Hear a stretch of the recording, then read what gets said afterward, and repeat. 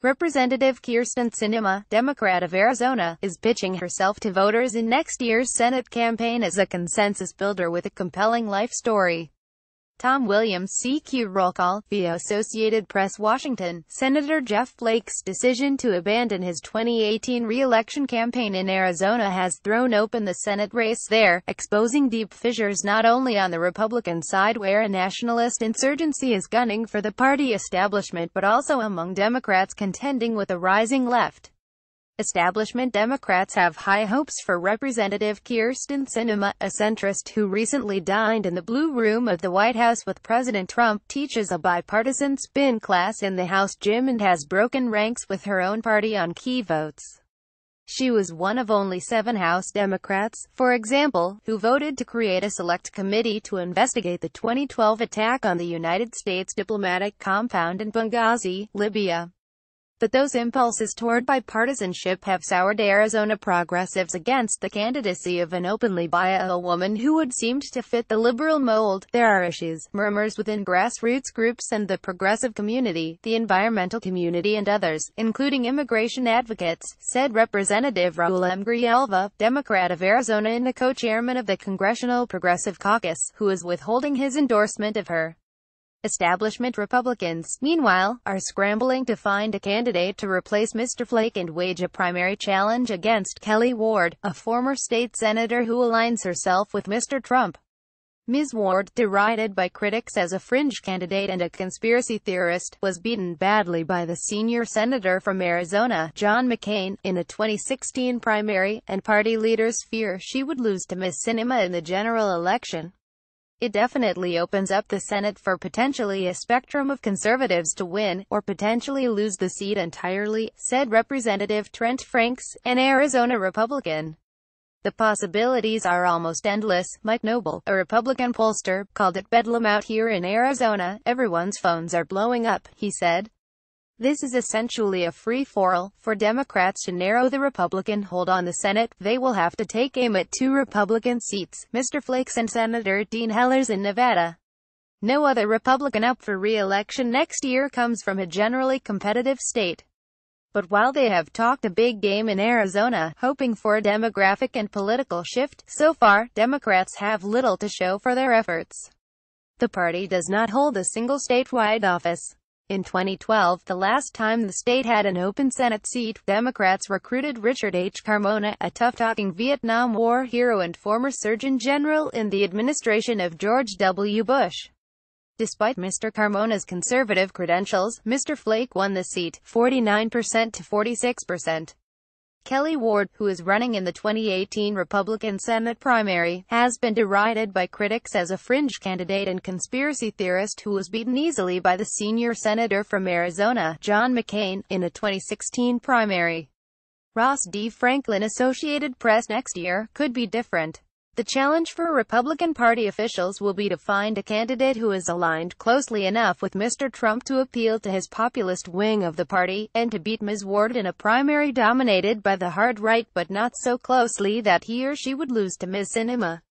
The party needs an acceptable not Kelly choice who can serve the policy divides that are besieging our party right now, said Chuck Coughlin, a Republican strategist in Arizona. He and other strategists say they have been inundated with text messages and phone calls since Mr. Flake's surprise decision to leave the race.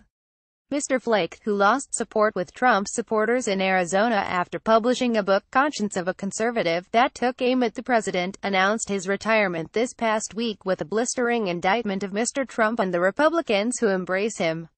But while he framed his decision as a matter of principle, polling in the state showed just how difficult it would be for an anti-Trump Republican to win an Arizona primary. One recent poll showed Mr. Flake with an 18% approval rating, and a survey in August by Arizona High Ground, Mr. Coughlin's firm, found Mr. Flake trailing both Ms. Ward and Ms. Sinema. Ms. Ward has the backing of Stephen K. Bannon, Mr. Trump's former chief strategist, who has vowed to wage war on establishment Republicans, chief among them Senator Mitch McConnell of Kentucky, the majority leader.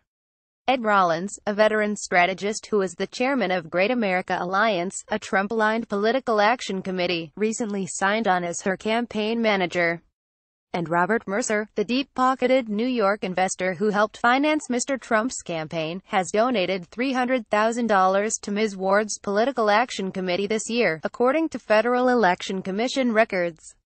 But Stephen Law, the chief executive of the Senate Leadership Fund, a political action committee aligned with Mr. McConnell, vowed that Mr. Bannon and his allies would be the losers. Senator Flake's decision to exit the race gives everyone a chance, the White House and Republicans in Arizona, to work together to find a strong candidate who can hold this seat, Mr. Law said in an email.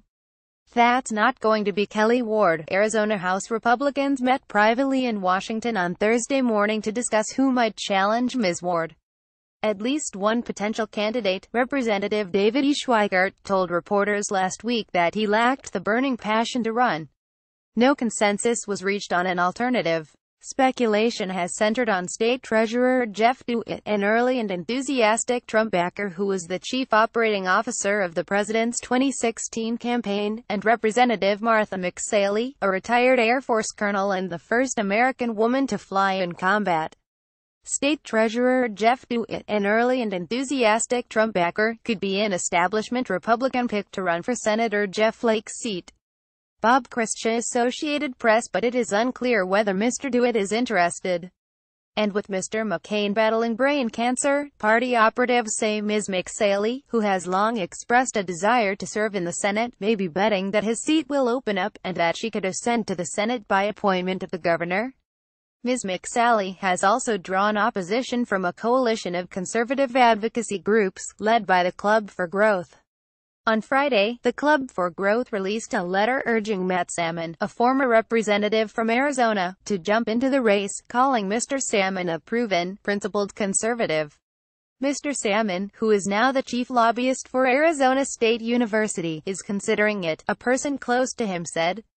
Whoever wins the Republican primary will almost certainly face Ms. Sinema, who is pitching herself to voters as a consensus builder with a compelling life story. She was homeless as a child, and her family lived for a time in an abandoned gas station.